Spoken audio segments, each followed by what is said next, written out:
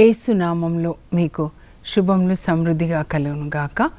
మధురం నీ వాక్యం అనే కార్యక్రమానికి స్వాగతం. ఈరోజు మనం తపస్కాలము, దేవుని మహిమను చూచు కాలం అంటే రెండో భాగం ధ్యానించుకుందామండి.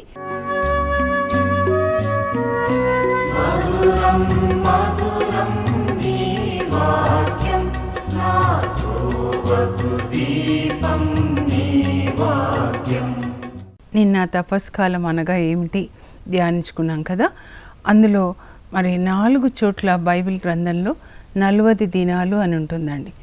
ఇప్పుడు మోషే మనం చూస్తే నిర్గమకాండంలో 24వ అధ్యాయంలో 18వ వచనంలో ఆయన దేవుని సన్నిధిలో మరి 40 పగళ్ళు 40 రాత్రులు ఉన్నాడు. ఏం చేశాడు అక్కడ మనం ధ్యానించుకుందామండి. మీరు నిర్గమకాండం 24:12 నుండి చదివితే అక్కడ దేవుడు మోషేని కొండ మీదకి రమ్మంటాడనమాట. అప్పుడు మోషే కొండ ఎక్కి సినాయి పర్వతం మీదకి దేవుని సన్నిధిలోనికి వెళ్తాడు. దేవుడేమో మేఘ రూపంలో ఆ సినాయి పర్వతం మీదకి వస్తారనమాట. అప్పుడు మోషే సరాసరి మేఘంలోనికి వెళ్ళిపోయినాడు. అంటే మేఘంలోని కంటే దేవునిలోనికి వెళ్ళిపోయాడండి. ఆయన చుట్టూ ఒక కొండ లాగా మేఘం కమ్ముకొని ఉందన్నమాట. ఆ మేఘంలో ఉన్నప్పుడు దేవుని యొక్క సన్నిధి లోపల ఆయన ఉన్నప్పుడు, దేవుని సన్నిధి గుడారం వల్లే ఆయనని కప్పినప్పుడు మనకి ఇంకా ఈ శరీరానికి సంబంధించింది ఏది కూడా గుర్తుండదండి. ఇది అనుభవించిన వాళ్ళకే తెలుస్తుంది. పరిశుద్ధ ఆత్మ మనల్ని కమ్ముకున్నప్పుడు, మనలోనికి వచ్చినప్పుడు అసలు ఈ శరీరాన్ని గురించిన ధ్యాస కూడా మనకు ఉండదు. ఆలోచనలు, హృదయము, శరీరం అంతా దేవుడే అన్నమాట. అప్పుడు 7వ రోజున దేవుడు ఆయనతో మాట్లాడతారండి. మేఘం నుంచి మాట్లాడతారనమాట.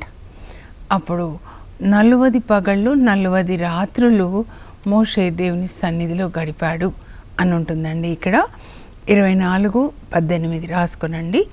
ఆ తర్వాత 34:28 అన్నమాట. 2 మార్లు మోషే దేవుని సన్నిధిలో 40 దినాలు గడుపుతాడండి. మనం కూడా అలా దేవుని సన్నిధిలో గడపాలంటే మన ఇంట్లోనే ఉండొచ్చు. ఇంట్లో ఉన్న మన హృదయము, మన మనస్సు దేవునితో కనెక్ట్ కావాలన్నమాట. మళ్ళీ ఒకసారి నేను సెల్ ద్వారా మీకు చూపిస్తాను అండి.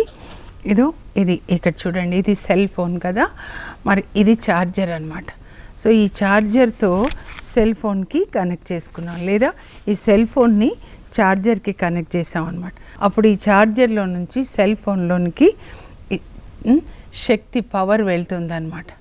అప్పుడే ఇది పని చేయగలుగుతుంది. అసలు ఛార్జింగ్ లేదనుకోండి, ఎంత ఉన్నా కూడా, ఇవన్నీ ఉన్నాయి లోపల, అంతా సిమ్ము అంతా ఉంది బాగా, కానీ పని చేయదు, ఎందుకంటే ఛార్జింగ్ లేదు. అలాగే మన ఆత్మ పరలోకంలో ఉన్న దేవునితో కనెక్ట్ చేసుకోవాలి పరిశుద్ధ ఆత్మ ద్వారా అన్నమాట. సో ఈ అనుభవాన్ని మనం పొందాలి. మోషే 2వ మారు కొండ మీద నుంచి కిందికి దిగి వచ్చినప్పుడు 34వ అధ్యాయం అండి 29, ఆయన దేవుని సన్నిధిలో ఉండి రావడం వల్ల, యావే సన్నిధిలో ఉండి కొండ దిగి వచ్చినప్పుడు ఆయన ముఖం ప్రకాశిస్తూ ఉందంటండి. అప్పుడు ఇజ్రాయెల్ ప్రజలు, అహరోను, మోషే కొండ దిగి వచ్చినప్పుడు ఆయన ముఖం ప్రకాశిస్తూ దివ్య రూపధారణ అన్నమాట. అప్పుడు ఆయన దగ్గరికి రావడానికి వాళ్ళు భయపడతారు. అప్పుడు మోషే వాళ్ళని పిలుస్తాడు, వాళ్ళ అన్నయ్యని, ఇజ్రాయెల్ ప్రజల్ని, నా దగ్గరికి రండి అని. తర్వాత దేవుడు ఆయనకి ఏమేమి చెప్పాడో అదంతా కూడా ఆయన కొండ మీద రాసుకొని వచ్చాడు కదండి, అప్పుడు వాళ్ళకి బోధిస్తాడనమాట.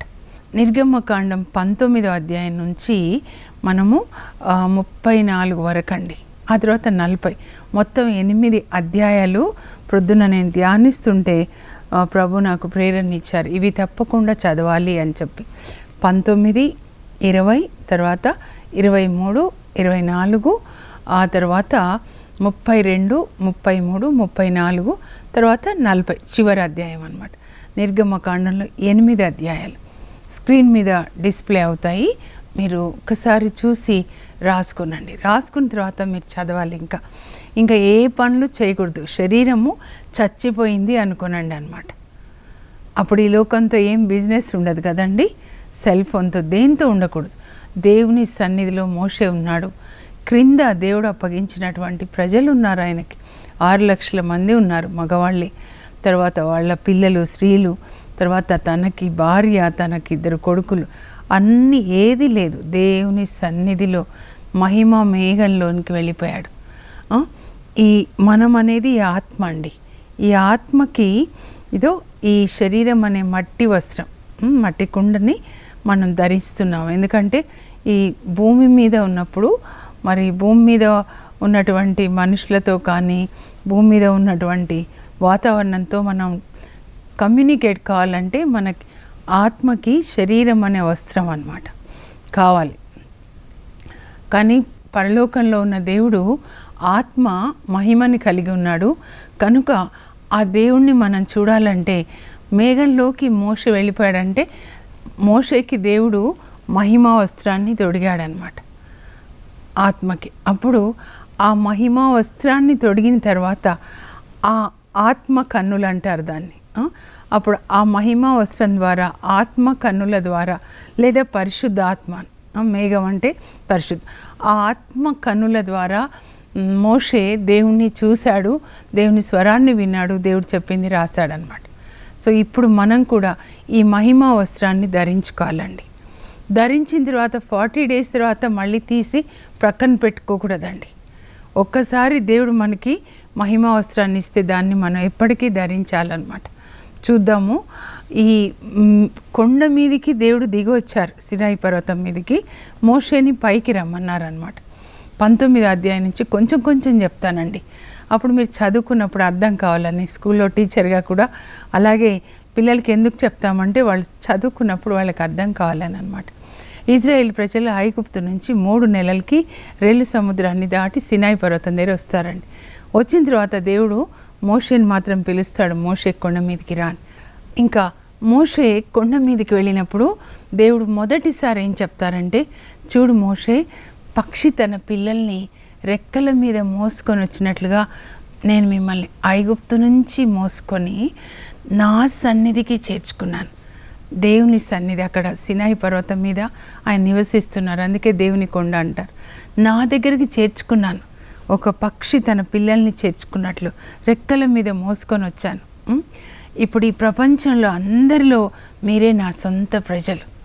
అయితే నేను మీ నుంచి కోరుకునేది ఏంటంటే మోషే, మీరు నా మాటలు శ్రద్ధగా విని నేను చెప్పినవన్నీ పాటిస్తే ఈ ప్రపంచంలో మీరే నా సొంత ప్రజలు, నా యాజక రాజ్యం, నా పవిత్రమైన ప్రజలు.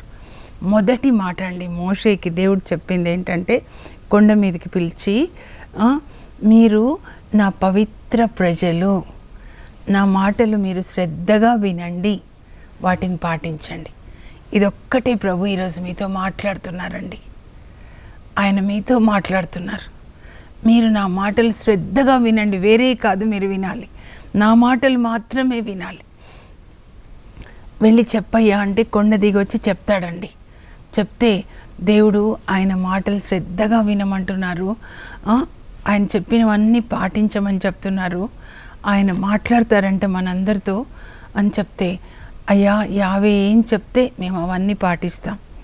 అప్పుడు మోషే మళ్ళా 2వసారి వెళ్ళి యావేకి చెప్తాడు, వాళ్ళందరూ పాటిస్తానని చెప్పారు దేవా ప్రభు అని చెప్తే, ఇంకొకటి చెప్పు, 3 రోజుల్లో నేను వాళ్ళతో మాట్లాడబోతున్నాను, సినాయి పర్వతం మీద వచ్చి వాళ్ళందరినీ పరిశుద్ధపరచుకోమని చెప్పు. బట్టలు ఉతుక్కోవడం అంటే పరిశుద్ధపరచుకొనడం అన్నమాట. ఇప్పుడు మనమైతే యేసుప్రభు వాక్యంతో, యేసుప్రభు రక్తంతో కడుక్కోవాలి. వాక్యంతో పరిశుద్ధపరచుకొనడం అంటే చదివిన వాక్యాన్ని పాటించడం అండి. బట్టలు ఎట్లా ఉతుక్కుంటాను చూడండి అలా అన్నమాట.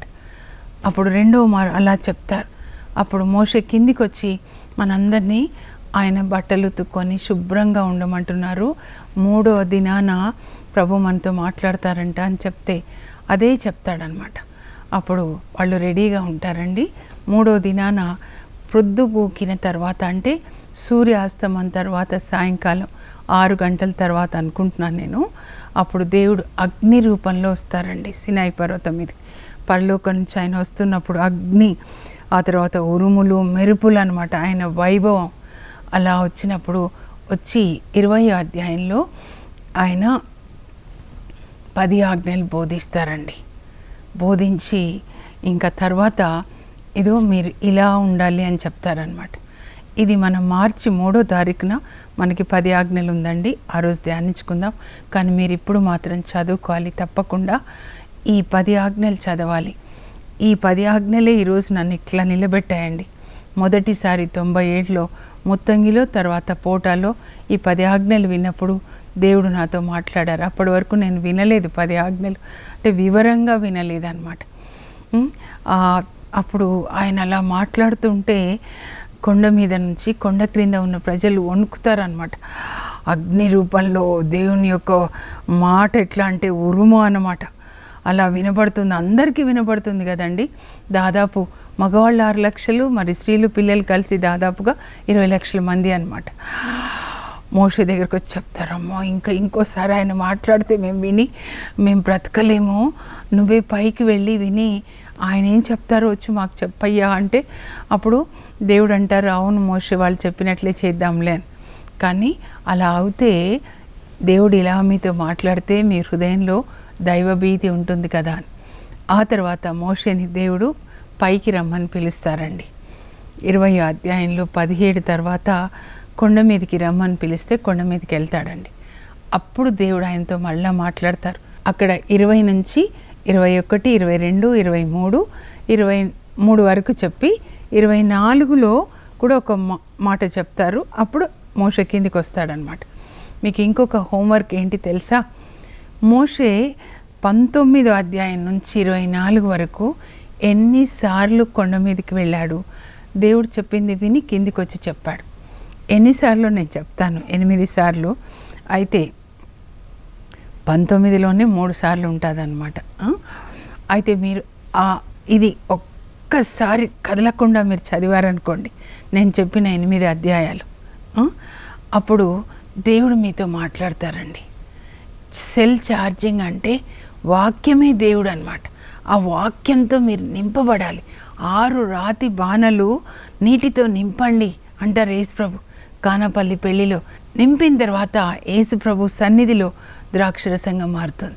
మీ హృదయాలని మీరు దేవుని వాక్యంతో నింపుకునే రోజులు అన్నమాట ఇవి. నింపుకోనండి. మన్నాను పోగు చేసుకున్నట్లుగా యోసేపు కొట్లు నింపాడు 7 సంవత్సరాలు వాక్యంతో. తర్వాత కొట్లు తెరిచి పంచిపెట్టాడు. ఇప్పుడు మీరంతా నింపుకొని మీ పిల్లలకి, మీ ఊరి వాళ్ళకి వాక్యాన్ని మీరు పంచుతూ ఉండండి అన్నమాట. 24వ అధ్యాయం అండి.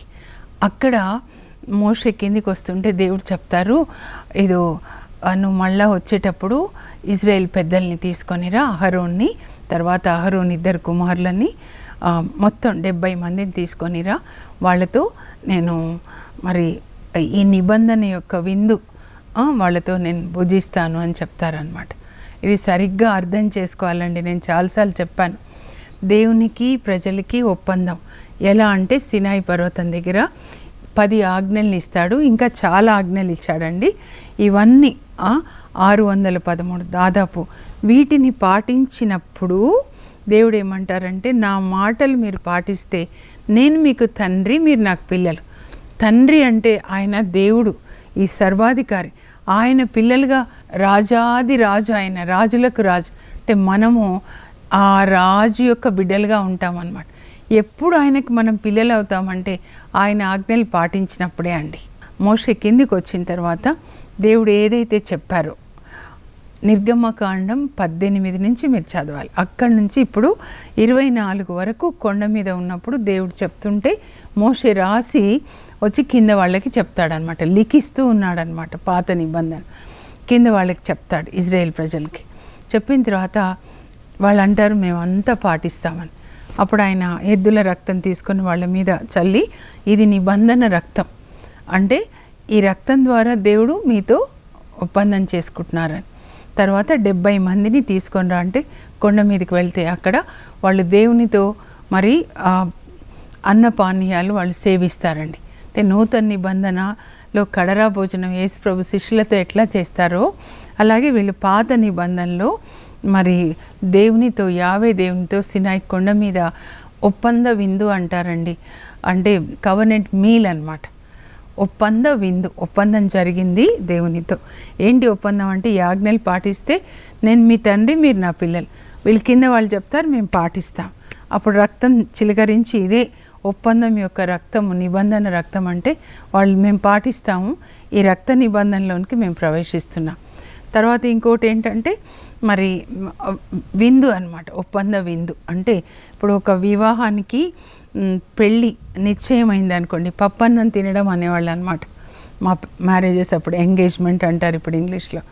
మాటలు జరిగిన తర్వాత ఇలా ఇస్తాం, ఇలా ఇస్తాం, ఇలా అన్న తర్వాత అప్పుడు పప్పన్నం తింటారు. ఏంటంటే ఒప్పుకుంటున్నామని, విందు అన్నమాట. తర్వాత మరి ఆ రక్తము అనేది మనం అయితే చెయ్యం, కానీ ఈ ఒప్పంద విందు అంటే ఇప్పుడు అబ్బాయి అమ్మాయి పెళ్ళి జరిగినప్పుడు ఇద్దరు ఒకే కుటుంబం అయిపోతారు కదండి, ఒకే రక్తం కూడా, ఇంకా భార్యాభర్త లేక శరీరాలు అయినప్పుడు. అలా దేవుడు ఆ ఒప్పందంలో ప్రవేశించిన వాళ్ళు ఒకే రక్తం అన్నమాట అది. అయితే ఇంకా 24 తర్వాత ఇదంతా కొండ మీద ఒప్పంద విందు అయిపోతుంది, వాళ్ళు కిందికి వస్తారు, మోషే కూడా కిందికి వస్తారు. 24:12 అండి, మళ్ళీ ఇప్పుడు మీరు చదవాలి. దేవుడు మళ్ళీ పిలుస్తారు, మోషే నువ్వు పైకి రా, నేను ఏ 10 ఆజ్ఞలు బోధించానో అవి రాతి పలకల మీద రాసిస్తాను. ఇంతవరకు రాయడం జరగలేదండి. ఆదాం దగ్గర నుంచి దేవుడు వాళ్ళకి ఆజ్ఞలు ఇచ్చారు, అబ్రాహాంకి ఇచ్చారు, ఇస్సాకి ఇచ్చారు, యాకోబ్కి ఇచ్చారు, వీళ్ళందరికీ ఇచ్చారు. కానీ ఆయన ఇంతవరకు నోటితో చెప్తున్నారనమాట, కానీ రాయడం జరగలేదు. ఈ రాసిన దీన్ని ఏమంటారంటే లోగోస్ వర్డ్ అంటారండి, లేకపోతే నోటితో మాట్లాడితే దాన్ని రెమా వర్డ్ అంటారనమాట. సో నువ్వు పైకి రా, నేను రాసిస్తాను. అప్పుడు మోషే యెహోషువతో కలిసి పైకి వెళ్తాడండి. నిర్గమకాండ 24:12 అనమాట. అప్పుడు దేవుడు మరి కొండ మీదకి మేఘంలాగా వస్తాడు. మోషే కొండ మీద ఆ మేఘంలోనికి వెళ్ళిపోతాడు. ఇంకా మేఘంలోకి వెళ్ళిపోతే శరీరం ధ్యాస ఉండదండి. ఈ అనుభవం, పర్వత అనుభవాన్ని, ఉన్నత పర్వత అనుభవాన్ని మనకి ఇవ్వాలని కోరుకుంటున్నాడండి. 40 దినాలు ఏం తిన్నామా ఏం తినలేదా అని కాకుండా ఆ దేవునితో కనెక్ట్ అయిపోవాలి మనం. We have to move from worldliness to godliness, total detachment from these worldly things అనమాట. దేవునితో కనెక్ట్ అయిపోవాలి. నేను చూపించాను సెల్ ఫోన్ ఛార్జర్, అట్లా స్పిరిచువల్ రెల్మ్లోకి వెళ్ళిపోతే దేవుడు ఆత్మ కనుక ఆ దేవునితో మన ఆత్మ కనెక్ట్ అయిపోవాలన్నమాట. అప్పుడే దర్శనాలు చూస్తారు, కళ్ళల్లో మాట్లాడతారు. దేవుని యొక్క ఆత్మ మన ఆత్మతో కనెక్ట్ అయినప్పుడు మరి మోషే ఇలా కర్ర చాస్తే సముద్రం చీల్తుంది, పేతురు నీడ స్వస్థతనిస్తుంది. ఎందుకనంటే వాళ్ళ ఆత్మ దేవుని ఆత్మ కలిసిపోయిందనమాట. మన శరీరాన్ని మాత్రం చూస్తున్నాం. అది మోషేకి అక్కడ జరుగుతుందండి కొండ మీద. ఆ తర్వాత తన కిందికి వస్తాడు. మీరు అట్లా చూస్తే మోషే 8 మార్లు కదా. తర్వాత 32వ అధ్యాయానికి వచ్చినట్లయితే మోషే అక్కడ దేవుని సన్నిధిలో గడుపుతున్నాడు, దేవుడు చెప్పేవన్నీ రాస్తున్నాడు అనమాట. 25 నుంచి కూడా ఏం చెప్తారంటే దేవుడు నేను కిందకు వచ్చి మీతో కలిసి ఉంటా కనుక నేను నివసించడానికి నువ్వు ఒక గుడారాన్ని నిర్మించు అని చెప్తారనమాట. అలా దేవుడు మాట్లాడుతుంటారు, మోషే అలాగే ఉండిపోతాడు, దేవుడు చెప్తుంటే రాస్తుంటాడు. ఇంకా 32వ అధ్యాయానికి వచ్చేసరికి మోషే దేవుని సన్నిధిలో ఉన్నాడు, దేవుడు చెప్పేవన్నీ రాస్తున్నాడు అనమాట. ఎందుకంటే ఇజ్రాయెల్ ప్రజలు ఇప్పుడు ఇంతమంది ఒక దేశంగా, వాళ్ళు ఒక సమాజంగా మరి ఏర్పడి ఉన్నారు కనుక ఒకరినొకరు మోసగించుకోకూడదు, దొంగతనాలు చేయకూడదు, వ్యభిచరించకూడదు, నష్టపరిహారం అన్నీ కూడా చెప్తారనమాట. చెప్తుంటే మోషే రాస్తుంటాడు. వీళ్ళు కింద ఉన్న వాళ్ళు ఏం చేస్తారంటే ఇజ్రాయెల్ ప్రజలు అహరోన్ దగ్గరికి వెళ్తారు. మోషే వాళ్ళ అన్నయ్య ఇంకొక పెద్ద మనిషి పేరు హురు. ఎందుకంటే మోషే కొండ మీదకి వెళ్ళేటప్పుడే ఇజ్రాయెల్ ప్రజలకి చెప్తాడు, ఏదో మీకు ఏదైనా తగాదాలు ఉంటే ఇదిగో మా అన్నయ్య అహరోన్ దగ్గర ఇక్కడ హురు పెద్ద మనిషి, వీళ్ళ దగ్గరికి వెళ్ళండి, నేను కొండ మీదకి వచ్చే వరకు, నేను కొండ మీదకి వెళ్ళి వచ్చే వరకు అని. ఇప్పుడు వాళ్ళు అహరోన్ దగ్గరికి వెళ్ళి అంటారు, అదిగో ఆ మోషే ఉన్నాడే కొండ మీదకి వెళ్ళాడు, ఏమైందో ఏమో, అంటే చచ్చాడో ఏమో. చూడండి ప్రజలు, ఏమైందో, ఏం కీడుమూడిందో, మాకు ఒక దేవర కావాలి, చేసి పెట్టాయా అంటే అహరోన్ అంటాడు, ఇదిగో మీ చెవి పోగులన్నీ తీసివ్వండి అంటే ఇచ్చేస్తే ఆయన పెద్ద మూసలు అది వేసేస్తే అక్కడి నుంచి దూడ వస్తుంది అనమాట, బంగారు దూడ ఆ దూడ చుట్టూ వాళ్ళు ఇంకా ప్రదక్షిణాలు చేస్తూ ఒక కట్టుబాట్లు లేకుండా తింటూ త్రాగుతూ డాన్సులు వేస్తూ వాళ్ళ పిల్లల్ని వాళ్ళలోనికి అట్లా ఆరాధిస్తున్నప్పుడు దయ్యపు శక్తులు ఎట్లా వస్తాయంటే వాళ్ళ కన్న పిల్లల్ని అగ్నిలో దహన బలిగా ఇస్తారండి. అంటే ఆ దూడ చుట్టూ కూడా మళ్ళీ మంట పెడతారనమాట. పెట్టి దాని చుట్టూ తిరుగుతూ అసలు ఇంకా అప్పుడు దేవుడు అంటారు, చూడు ఎట్లా వాళ్ళు ఏమంటున్నారు చూడు, ఏమంటారంటే ఇదిగో ఐగుప్తు నుంచి మనల్ని విడిపించిన దేవుడు నువ్వే అంటారనమాట. చూడు ఎట్లా అంటున్నారో, వాళ్ళని నేను పొడి పొడి చేస్తా మోషే, నువ్వు ఒక్కడివి నాకు చాలు, నీ నుంచి మళ్ళా నేను కొత్త తరాన్ని నేను సృజిస్తానంటే వద్దు ప్రభా, అలా చెయ్యొద్దు. మీరు అబ్రాహాం ఇస్సాక్కి ఏం వాగ్దానం చేశారు, నీ సంతతి నేను తీసుకొని వస్తాను, కానా దేశాన్ని ఇస్తా, పాలు తేనెల దేశం అన్నావు, ఇప్పుడు వాళ్ళని ఇక్కడ తీసుకొని వచ్చి ఎడారిలో చంపడానికేనా, వద్దు అని చాలా అడిగినప్పుడు దేవుడు సరే అంటారనమాట. నువ్వు తొందరగా కిందికి వెళ్ళంటే మోషే ఆ దేవుడు రాసిచ్చినటువంటి 10 ఆజ్ఞలు ఉన్న రాతి పలకలు అనమాట, సొంత చేతులతో రాశాడని ఉంటుంది. అవి తీసుకొని కిందికి వస్తాడు. యెహోషువ కూడా తనతో ఉంటాడు కదా.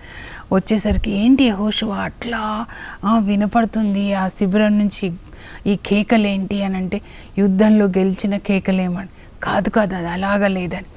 వచ్చేసరికి ఆయన చూస్తాడు, వీళ్ళు ఆ బంగారు దూడ చుట్టూ తిరగడము, అట్లా ఎంత కోపం వస్తుందంటే ఆయనకి ఇంకా పట్టలేక చేతిలో ఉన్న పలకలు విసిరి కొడతాడండి. అవి ముక్కలు ముక్కలైపోతాయి. తర్వాత దూడను కూడా తీసి అగ్నిలో వేసి పొడి పొడి చేసి నీళ్ళలో వేసి వాళ్ళతో తాగించి వాళ్ళ అన్నయ్యని అంటాడు, ఈ ప్రజలు ఏమి అపకారం చేశారని వీళ్ళతో ఇంత మహాపాపాన్ని చేయించావు నువ్వు అని అంటే, నా మీద కోపపడొద్దయ్యా, వీళ్ళే అడిగితే నేను ఇలా ఇవ్వండి అని అంటే మూసలో వేస్తే బంగారు దూడ వచ్చింది, నేనేం చేయాలని. ఇంకా తర్వాత చాలా కోపంగా మరి లేవీలందరూ ఇటు రండి అంటాడు. ఆ తర్వాత చూడండి ఇంకా అక్కడ మీరు ఇలా ఎవరైతే దారి తప్పి ఉన్నారో వాళ్ళని వెళ్ళి లేవీలు అలా విగ్రహారాధన చేసిన వాళ్ళని 3000 మందిని చంపిన తర్వాత వీళ్ళు ఇంకేం చేస్తారంటే అహరోన్తో చెప్తాడనమాట, నేను కొండ మీదకి వెళ్ళి దేవుణ్ణి బ్రతిమలాడతాను ఈ ప్రజల పాపం మన్నించమని. అప్పుడు మళ్ళీ కొండ మీదకి వెళ్తాడనమాట. ఆయన దేవుణ్ణి అడుగుతాడు, ప్రభా నువ్వు వీళ్ళని మన్నించకపోతే జీవగ్రంథంలోంచి నా పేరు తీసేయంటే, నేను ఎందుకు తీసేస్తాను, నీ పేరు తీసేయను, ఎవరు పాపం చేశారో వాళ్ళని శిక్షిస్తాను, వద్దు ప్రభా అని అడుగుతాడు. అడిగి ఇదిగో ఈ ప్రజల్ని నడిపించుకొని పొమ్మని చెప్పావు కదా, మరి నాతో ఎవరు వస్తారు అంటే, నా సన్నిధి నీకు తోడుగా వస్తుందయ్యా అని చెప్తారు. మోషే ఒక్క మాట అడుగుతాడండి నిర్గమకాండంలో 33:18 అనమాట. దేవునితో కొండ మీద ఏమంటాడంటే, ప్రభా నీ మహిమని నేను చూడనివ్వు ప్రభా, let me see your glory, నీ మహిమ నాకు చూపించు ప్రభా దయచేసి అంటాడు. అప్పుడు దేవుడు అంటాడు, నా మంచితనాన్ని నీ ముందు సాగిపోనిస్తానయ్యా. అంటే let me see your glory అంటే I will make my goodness pass before you అంటే దేవుని మహిమ అంటే దేవుని మంచితనం అన్నమాట. ఏంటి ఆ మంచితనము? దేవుడు మళ్ళీ చెప్తారు 34లో మీరు చదివితే దేవుడు ఆ మోషేతో ఏం చెప్తాడంటే, ఈ మంచితనం నా మంచితనం ఏంటి అంటే 34:6 అంటే ప్రభు కరుణామయుడు దయామయుడు, సులభముగా కోపపడువాడు కాదు. 7 లక్షణాలు చెప్తాడండి. ఆయన నేను మీకు చదువుతాను. దేవుడు అంటే ఇప్పుడు మనము దేవునిలాగా మారాలంటే ఈ 7 లక్షణాలని మనం దేవుని సన్నిధిలో దేవునితో కనెక్ట్ అయిపోయి అవి పొందాలన్నమాట. నేను ఒకసారి చదువుతాను, మీరు దయచేసి రాసుకోనండి. నిర్గమకాండం 34:6-7 వచనాలు చదువుతాను. దేవుని మహిమ అనగా దేవుని మంచితనం అండి. God's glory means God's goodness. ఆ మంచితనాన్ని దేవుడు చెప్తున్నారు. ఆయన మంచితనం 7 మాటల్లో చెప్తున్నారు అనమాట. ప్రభువు అతడు కరుణామయుడు దయాపరుడునైన దేవుడు, సులభముగా కోపపడువాడు కాదు, నిత్యము ప్రేమ చూపువాడు, నమ్మదగినవాడు, వేల కొలది ప్రజలను కృపతో చూచువాడు, మన దోషములను అపరాధములను పాపములను మన్నించువాడు. అయినను అతడు నరుల పాపములను సహింపడు. తండ్రుల పాపమునకు కుమారులను, ఆ కుమారుల పాపమునకు ఆ కుమారుల కుమారులను 3-4 తరముల వరకు శిక్షించును. ఇది అండి దేవుని యొక్క మంచితనం, గాడ్స్ గ్లోరీ అంటే. ఇప్పుడు మనం కూడా అలా మారాలన్నమాట. కరుణామయుడు కదా ఫస్ట్, తర్వాత ఆయన దయామయుడు, ఆ తర్వాత సులభముగా కోపపడువాడు కాదు, నిత్యము ప్రేమ చూపించేవాడు, నమ్మదగినవాడు దేవుడు. తర్వాత వేల కొలది ప్రజల పాపాలని ఆయన మన్నించేవాడు అని చెప్తున్నారనమాట. ఈ లక్షణాలు మనం కూడా కలిగి, ఇది 40 దినాలు అయిపోయే లోపల ఆ దేవుని యొక్క స్వభావము మనలో పొయ్యబడాలన్నమాట. కరుణ కలిగి ఉండడం, ఆ తర్వాత దయ కలిగి ఉండడం, సులభంగా కోపం తెచ్చుకోద్ది, నిత్యము ప్రేమించాలి. ఒక భార్య భర్త కానీ, లేకపోతే పిల్లలు తల్లిదండ్రులు కానీ, ఆ తర్వాత నమ్మదగిన వాళ్ళుగా మనం ఉండాలన్నమాట. తర్వాత పాపాలని మన్నించడం, మనం పట్ల ఎవరెవరు ద్రోహం చేసినా మనం వాళ్ళ పాపాలని మన్నించాలి. ఇప్పుడు ప్రార్థన చేసుకుందాం. పరలోకపు మా తండ్రి, మీ పరిశుద్ధ నామమునకు స్తోత్రం కలుగును గాక. మోషేని మీరు సినాయి పర్వతం మీదకి పిలిచారు, మీరు మేఘ రూపంలో వచ్చారు. ఆ మేఘంలోనికి మోషే వెళ్ళిపోయాడు ప్రభా. మీ యొక్క సన్నిధిలోనికి వెళ్ళి మీ యొక్క ఆ స్వభావాన్ని ఆయన పొందాడు ప్రభా. నేను నీ మహిమను చూడనివ్వు అన్నప్పుడు మీరు అన్నారు, నేను నా మంచితనాన్ని నీ ముందు సాగిపోనిస్తాను, నీ ఎదుట కనబరుస్తాను అని చెప్పి, ఆ మంచితనం ఏంటి అని కూడా మీరు చెప్తున్నారు. ప్రభువు కరుణామయుడు, దయామయుడు, సులభముగా కోపపడు వాడు కాదు, నమ్మదగిన దేవుడు అని చెప్తున్నారు తండ్రి. మేము కూడా అలా మీ స్వభావాన్ని పొంది కరుణ కలిగి ప్రేమ కలిగి ప్రభా తండ్రి పాపాలని మన్నించే వాళ్ళుగా, నాయన నమ్మదగిన వాళ్ళుగా ఉండేటట్లుగా మీ స్వభావాన్ని మాలో పొయ్యండి. మీ వాక్యాన్ని వింటున్నప్పుడు, చదువుతున్నప్పుడు పరిశుద్ధ ఆత్మదేవుడు మీ స్వభావాన్ని మాలో పోస్తాడు కనుక ఈ వాక్యాన్ని చదవడానికి అందరికీ పరిశుద్ధ ఆత్మని దయచేయండి ప్రభా. మోషే కదలకుండా ఉన్నాడు ప్రభా సినాయి పర్వతం మీద. అలా మేము కూడా ఇంట్లో కదలకుండా కూర్చొని బైబిల్ గ్రంథాన్ని చదివేటట్లుగా, ధ్యానించేటట్లుగా, పాటించేటట్లుగా, కుటుంబంగా వాక్యం చదివి ధ్యానించి పాటించడానికి పరిశుద్ధ ఆత్మనివ్వండి. మా కుటుంబాలే సినాయి పర్వతంలాగా, దేవుని యొక్క సన్నిధి ఉన్న పర్వతంలాగా మారును గాక. యేసు నామంలో అడుగుచున్నాం తండ్రి, ఆమేన్. దేవుని యొక్క స్వభావము మనలో పోయబడే సమయం అండి ఇది. ఆ కృప దేవుడు మీకు దయచేదురుగాక. God bless you.